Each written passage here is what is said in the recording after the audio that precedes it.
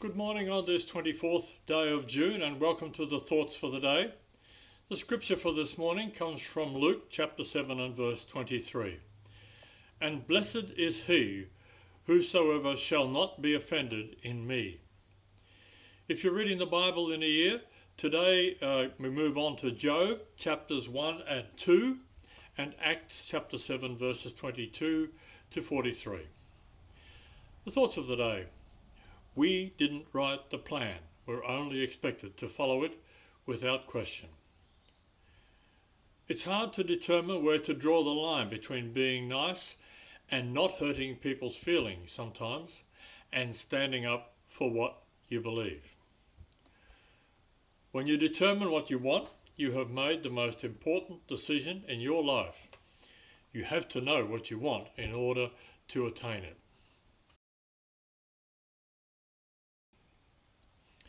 The motivational thought for the day: I am always doing that which I cannot do in order that I may learn how to do it. Have to think about that one a bit as well. On this day in 1878, the St. John's Ambulance was formed.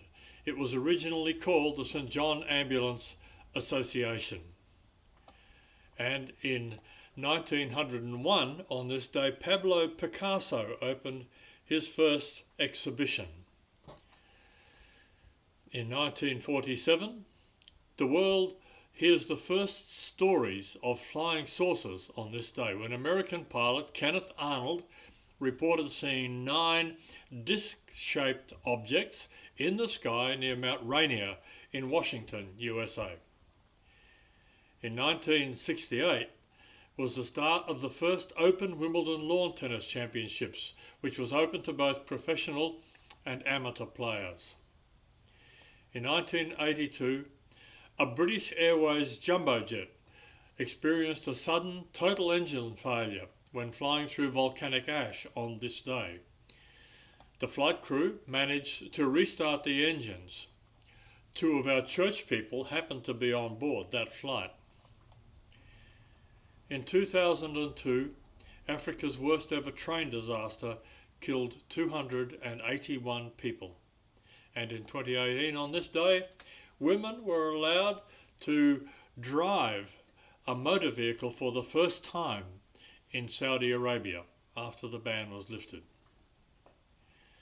The personal story of the day: it's hard to save those who choose not to be saved. The scripture comes from Zechariah chapter 7 and verse 9, with further references from Zechariah chapter 7 verses 8 to 14. Execute true judgment and show mercy and compassions every man to his brother. The modern concepts of right and wrong are often dictated by the majority view. Unfortunately, the majority is often proven to be wrong by those who had the courage to stand up against popular opinion. Many had their life threatened for their beliefs. For instance, Galileo, the early astronomer, was almost put to death by the Catholic Church for daring to state that the Earth wasn't the centre of the solar system. Similarly, Zechariah exhorted the Israelites to pursue righteousness, even when many were practicing hypocrisy and self-centeredness. In today's verse, the prophet moved from yesterday's condemnation of false religion to an exhortation of true religion. The emphasis, as we can also find in other prophets, was on justice, mercy, and compassion, which we read in verse 9, and also in Micah chapter 6 and verse 8. Specifically, the people should not oppress widows, orphans, foreigners, or poor people, nor should they think evil of others, which we read in verse 10, and also in James chapter 1 and verse 27. These extend the command to love our neighbours, that is, to care for their welfare, as we love ourselves. That's also contained in Leviticus chapter 19 and verse 18, and Mark chapter 12 and verse 33. The failure of the pre-exile Israelites to obey God in these areas and others was what led to the captivity and the exile, as we can read in verses 11 to 14. Strong phrases are used here. They refused, stubbornly turned their backs, stopped up their ears, and hardened their hearts. Their behaviour was willful and intention, not an accident or the result of ignorance. The metaphor of a whirlwind reflected the scattering of the Jews throughout the world. In all this, God was merciful. He didn't listen to the unrighteous prayers, since that wouldn't be just. See verse 13. But he had given the law and sent the prophets, telling Israel how and why to seek holiness, and what would be the consequences if they didn't. Even his punishment had a merciful purpose. The aim was to bring the nation back to him. The devotional thoughts for the day. The first of them is entitled A Better Spiritual Diet. People who have roasted pasta for Sunday dinner need a change of diet. And the pastor who chews out his congregation needs to look again at his calling. A caring pastor will build up his church, and a caring church will build up its pastor and its leaders. They will also support their family members who also sacrifice their needs on behalf of others. In Hebrews chapter 13 and verse 17, church leaders are called to watch over their flock as those who must give an account before God. That's a tall order, but it's what God appoints them to do. And in the same verse, members of the congregation are reminded of their responsibility to their leaders. They are to be submissive to them and open to their correction. The leaders will then have joy rather than grief as they seek to be faithful in carrying out their God-appointed duties.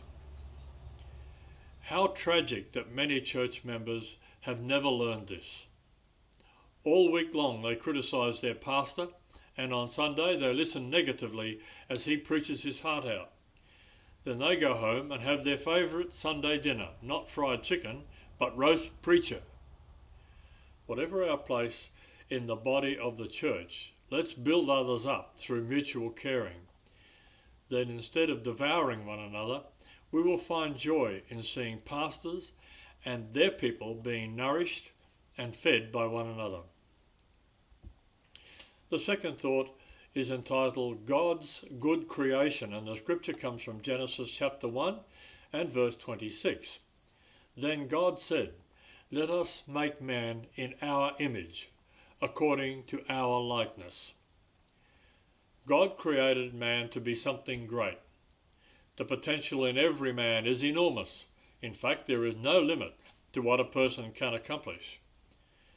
But we are not God. We are created in the image of God. God is God. He is the only true living God. We are created in his image to glorify, reflect, have fellowship with and serve him. We are not just a piece of dirt, a miserable worm, a coincidence, or another statistic. We are unique, special, important beings created in a wonderful way. Man cannot but marvel at how fearfully and wonderfully made he is.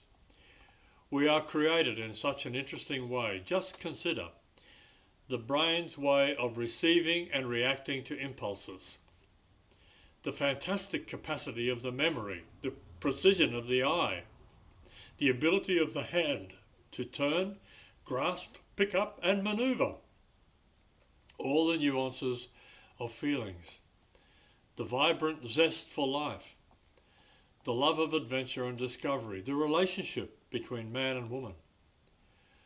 God created all these things in a beautiful way. Everything God created is good. Man is created in a good way. Because of sin, our very nature, motives and capacities have been contaminated. But we are nonetheless created in a wonderful, unique and special way. Do not depreciate yourself. Do not despise yourself. Do not occupy yourself with self-centered, negative soul searching. You are uniquely created for something unique. You are created for something greater than yourself. Sin's ability to destroy is not greater than God's ability to restore and bless. Do not exalt sin, exalt God. The facts of the day. Gorillas sleep as much as 14 hours a day. I know some gorillas. On average, dogs have better eyesight than humans, although it's not as colourful. A few humorous thoughts for the day. And this is based on how agri-corporations around the world, that is, big corporations, farmers, etc., would treat their cows. North American corporation. You have 2 cows. You sell one and force the other to produce the milk of 4 cows. You are surprised when the cow drops dead. The French. You have 2 cows. You go on strike because you want 3 cows. The Japanese. You have 2 cows. You redesign them to 1/10 the size of an ordinary cow, producing 20 times the milk. Then you create clever cow cartoons called Cowkimon and market them worldwide. In Germany, if you have 2 cows, you re-engineer them so that they will live for 100 years, eat once a month and milk themselves. In the British, you have 2 cows. Both are mad. In Russia, you have 2 cows. You count them and learn that you have 5 cows. You count them again and learn that you have 42. You count them again and learn that you have 12. You stop counting cows and open another bottle of vodka. In Switzerland, you have 5,000 cows. None of them belong to you. You charge others for storing them. In the Chinese, you have 2 cows and 300 people to milk them. You claim full employment, high productivity, and arrest anyone who questions the numbers. Okay, and the closing thought for today. Who sees us in our weakness and loves us anyway? We all should know the answer to that. Thank you for being with us this morning. Have a blessed day. We look forward to seeing you again tomorrow. Bye for now.